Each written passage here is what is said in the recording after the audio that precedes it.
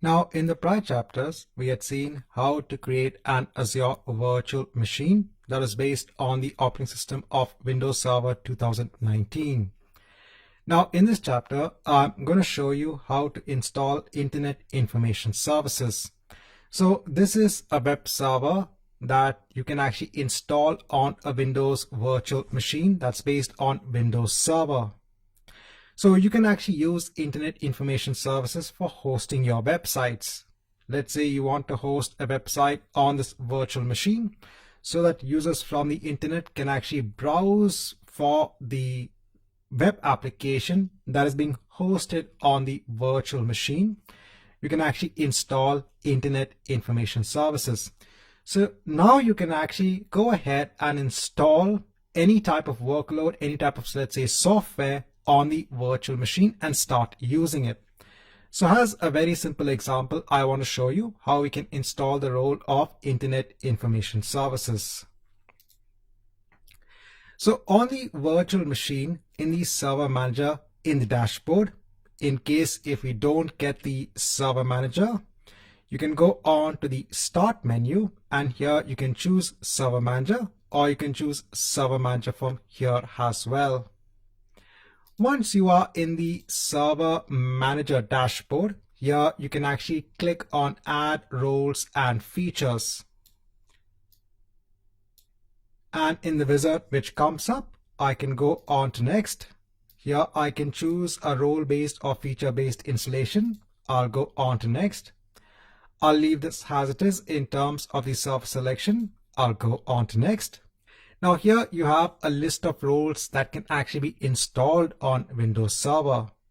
So I'm going to choose Web Server. I'll just click on Add Features. So I've chosen Web Server IIS. I'll go on to next. I'll leave everything else as it is in terms of the features. I'll go on to next. I'll go on to next. I'll go on to next. And I'll click on Install. Now please note that this installation of Internet Information Services is something that's not new when it comes to Azure.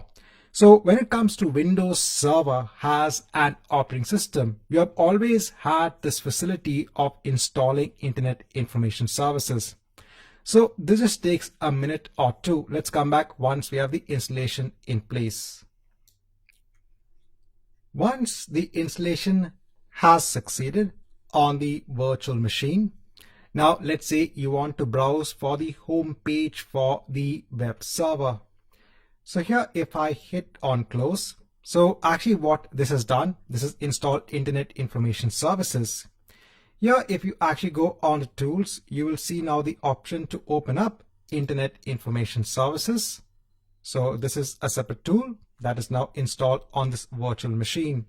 Now let's say you want to browse for the home page for this web server. So now let's go on to our demo VM virtual machine. Let me copy the public IP address. So now we can reach this virtual machine via the public IP address. So I'll copy it. I'll go on to another tab and let me place it here. Now, ideally, we should be seeing the home page for Internet Information Services, but we will not be able to reach the home page for a particular reason.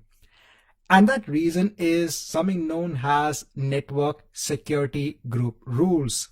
I have a separate chapter on network security groups.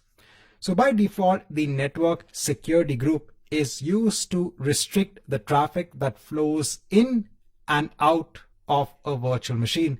It's a security measure that is in place.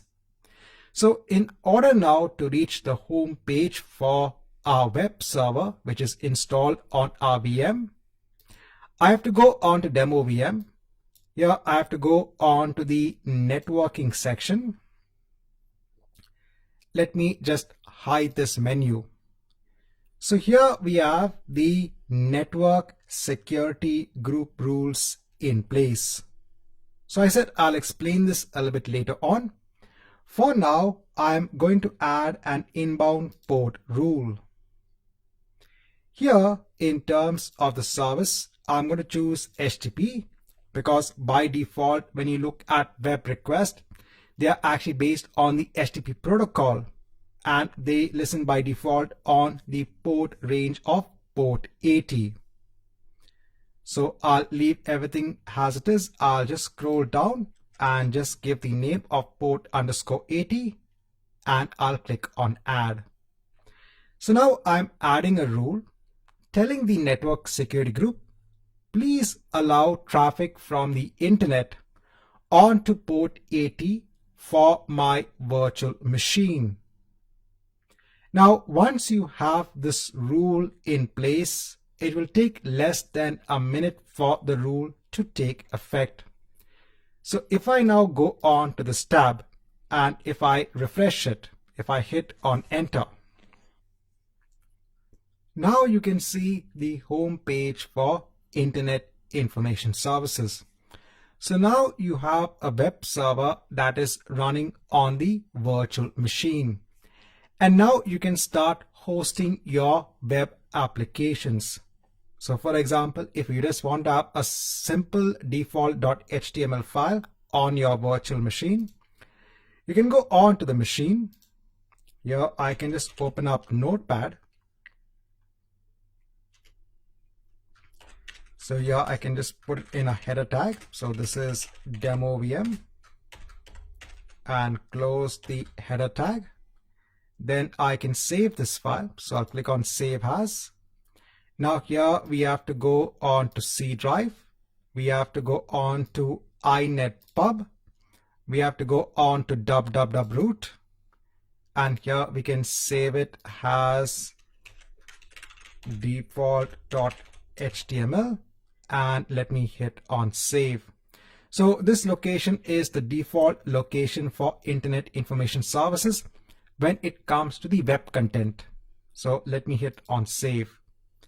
Once we have this in place, if I go back onto my browser and here if I do default.html, I can see my web page in place, my simple HTML file. So now you have a web server on the virtual machine that can actually serve traffic from your users. So you can install practically any type of workload on the VM itself.